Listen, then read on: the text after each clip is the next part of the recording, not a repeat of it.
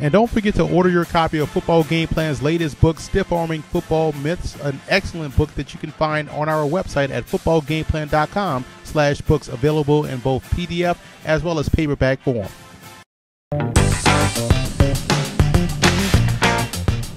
Welcome to footballgameplan.com, where football makes sense. I'm Emery Hunt, the czar of the playbook, and welcome to another edition of Game Plan. We're going to hit the whiteboard to give you some X's and O's strategies on what the teams can do this week to come away victorious. This week versus San Francisco, in order for Kansas City to have the same type of success offensively they did versus the Patriots, they're going to have to expand that defense and widen out their coverage responsibilities. I'm going to show you what they can do versus San Francisco, whether or not this guy is the defensive end or an outside backer, or however they want to get with their fronts. He's going to be a non-factor, and they're going to put him in the bind with a play I'm going to draw up and show you how spacing can create those opportunities. Now, what we're going to do here, we're going to send Jamal Charles out on a flare route. What that does, it puts the strong safety, the alley defender, or this backer in a bind. We're trying to create a 2-on-1 type situation between the back and the wide receiver. We're going to have the receiver run an inside track on a go route versus zone. He keeps going versus man. He's going to break this off and run a deep comeback. So you see, we're going to have a 2-on-1 situation or a high-low situation, putting the backer or the field defender or the alley defender in a situation where he's going to have to make a choice, and either choice he makes is going to be the wrong decision. What we're going to do with Travis Kelce, the tight end, we're going to bring him across the formation. Now you're going to put these backers in a bind. Okay, who's going to pass one off? Who's going to stay in man? Who's going to drop in zone? Because what we're doing with the slot guy, we're going to run him outside shoulder of the nickel. He's taking off straight down the hash marks. And what you're trying to do is put this free safety in the bind. Versus zone, he's going to break to the post. Versus man, he keeps going because he's trying to clear out space for the 10-yard to 15-yard in route. So you see where we have the three-layered concept. 1, 2, 3. We're attacking the coverage at every level. We're spacing this defense out, widen out their responsibilities, and you can see where this would be a natural window for Alex Smith to throw to. This would be a natural window, and if push comes to shove, he can hit Jamal Charles right here, and we know he has the speed to make one miss. So that's how they can take advantage of San Francisco, by widening out that defense and attacking these guys in those individual matchups and making them expand that zone. This week versus the Houston Texans, in order for the Cowboys to get the running game going like they've done all season long, they have to get J.J. Watt blocked up front. I'm going to show you how they can do so out of their I formation, getting him blocked with two guys at the point of attack. So let's just say J.J. Watt is lined up right here over the tackle. Well, now we have two tight ends. We're going to put Jason Witten on the inside, and we're going to have an extra tight end on the outside, trying to get two guys at the point of attack to get him blocked so we can get outside on the tall sweep. Now, what we're going to do here on the interior, we're going to have your backside tackle. His job is to keep that 5 technique block. We're going to have the backside guard. His job is to work up to the Mike backer and get him blocked. We're going to try to get 2 point of attack offensive players right here against J.J. Watt. We're going to have the tackle take him head on. We're going to get a combo block right there with Jason Witten. Now what we're going to do with the tight end, we're going to bring him over across the formation, getting that middle linebacker blocked as well as with the guard. Because what we're going to do with the fullback, his job is to get ISO'd and kick that outside linebacker out on the toss. Boom, there's your block right there. There's DeMarco Murray, there's your pitch. Now he should be able to make either the cornerback or the safety miss or run those guys over. But that's how they can get outside versus the Houston Texans. We're going to have the center head up on the nose. So if they get him blocked, double team with Witten and that tackle, it gives them a great chance to get outside and puts that fullback on that backer, and he should be able to kick him out and giving DeMarco Murray room in the running game. This week versus the Denver Broncos, I do believe the Arizona Cardinals can take advantage of the linebackers in the passing game by putting Andre Ellington in the route on a scat call. I'm going to show you what I'm talking about here. We have drawn up 3 wide receivers set, tight end Andre Ellington is in the backfield. I just drew up your basic 4-2-5 nickel look. And what we're going to do here, we're going to try to get Andre Ellington matched up versus a linebacker in the passing game. But we're going to wait until later on in the cadence to put him in motion. So what we're going to do here, we're going to have the outside receivers, they're going to run post. Now versus zone, they're going to break it out to the corner. Same thing here. Post versus zone, you break out to the corner. So you're trying to occupy the safeties with dual posts. Now what we're doing with the tight end, we're going to have him run a whip route. He's going to instead of him whipping out, he's going to whip in. So boom, he's going to whip in, trying to get confusion going with the coverage as they expand and drop into their zones. And now we're going to bring the slot receiver that's tight to the line of scrimmage next to the tight end 2 by 1. His job is to come across the formation Again, trying to pull one of these linebackers away, because if they're in man, that means one of these backers is responsible for Andre Ellington. So we're going to put him in motion.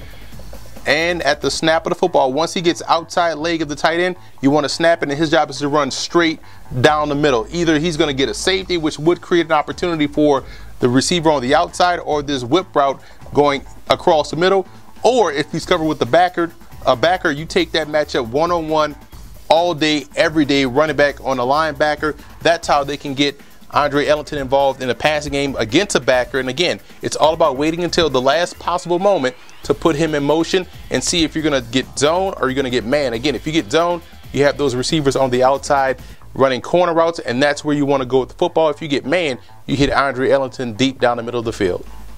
This week versus the New York Giants, the Atlanta Falcons have to do a better job in coverage. Last week versus Minnesota, they struggled passing guys off in the secondary. I'm going to show you how they can do a better job of that this week versus the Giants. Right here, we're going to show quarters coverage, but we're really going to try to funnel everything inside. Right now, the Falcons are not communicating on the back end in the secondary, and so we're going to show you how they can do so out of quarters. And with the simple route combination the Giants will love to run in this situation, they're going to have the back check block. You're going to have the outside receiver run a 5-yard hitch.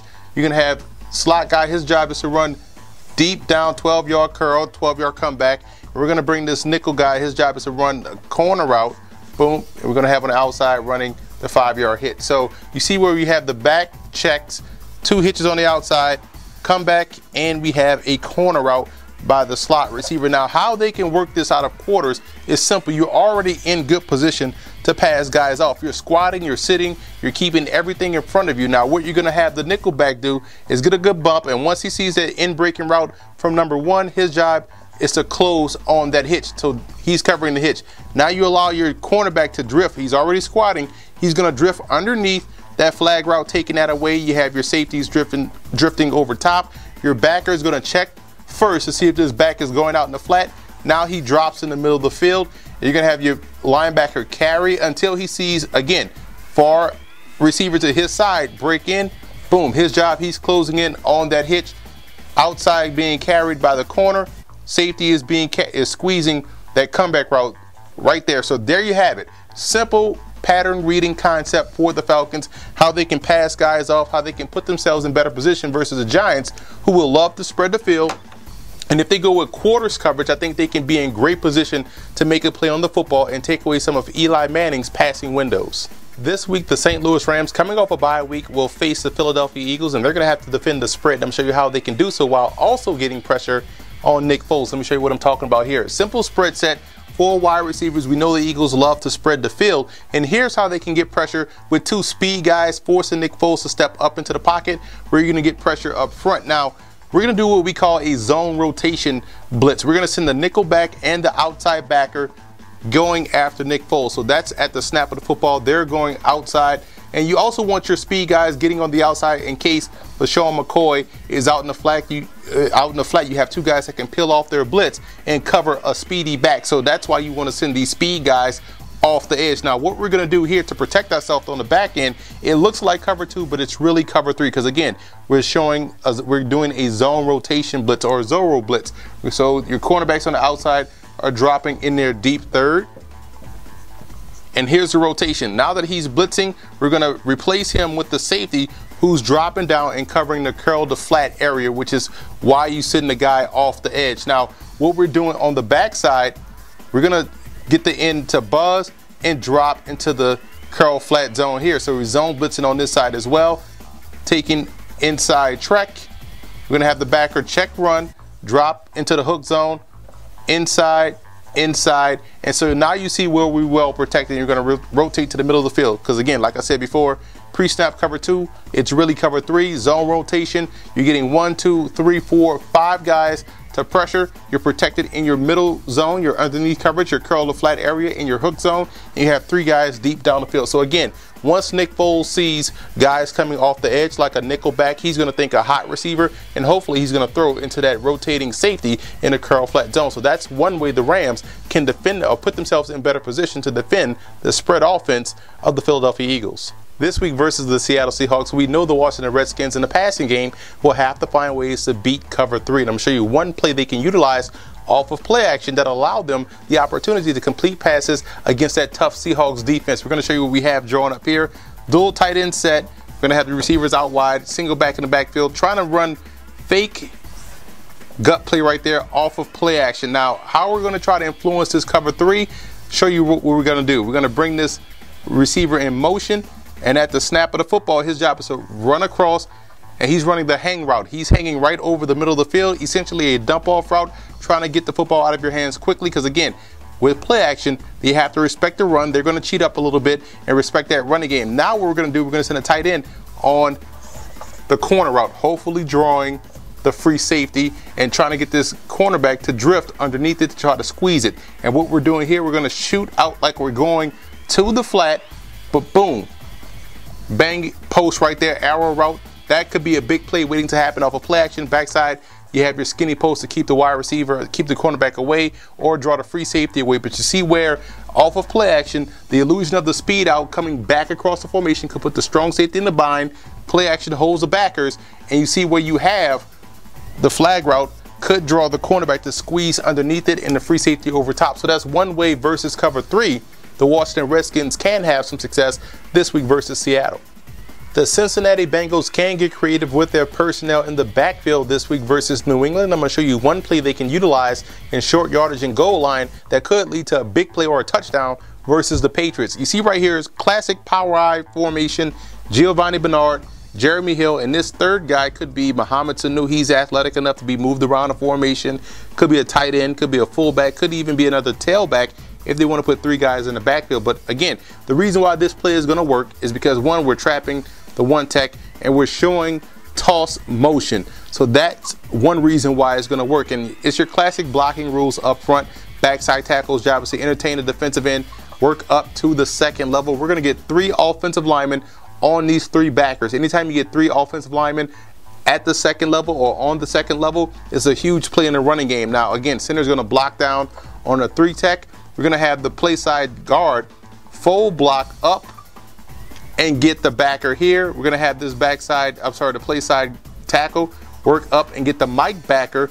We're going to have the tight end show as if he's going out, arc out. He's going to go up the field because we're going to kick this defensive end out, boom, with the fullback. We're going to have the tailback just keep going, trying to get flow going that way. Here comes your kick out block, your trap block right there. Reverse out, hand the ball off to Gio Bernard going on the inside, off of the toss action, the toss fake. Should be a big play, should be able to make one miss, that safety or that cornerback miss, that alley defender or that field defender. I think that's where the Cincinnati Bengals can get creative because we've seen them utilize all different types of formations and personnel groupings this year. And I think versus New England, they have the added benefit of getting creative, seeing what the Chiefs did. I think they can do the same, which could lead them to success. What's up, fantasy football fans? I'm Emery Hunt, the czar of the playbook. For all of your starts, sits, fantasy football notes, news, and tidbits, tune into our podcast, Football Game Plan Starting Lineup, every Wednesday at 8 p.m. Eastern Time on our Football Game Plan Radio Network, which is located at blogtalkradio.com/footballgameplan. And don't forget to check out Football Game Plan's NFL Wraparound live every Sunday at 9 a.m. Eastern Time at blogtalkradio.com/footballgameplan, where we give you all of our late-minute and last-minute notes, news, and tidbits and thoughts on each and every game on the NFL schedule.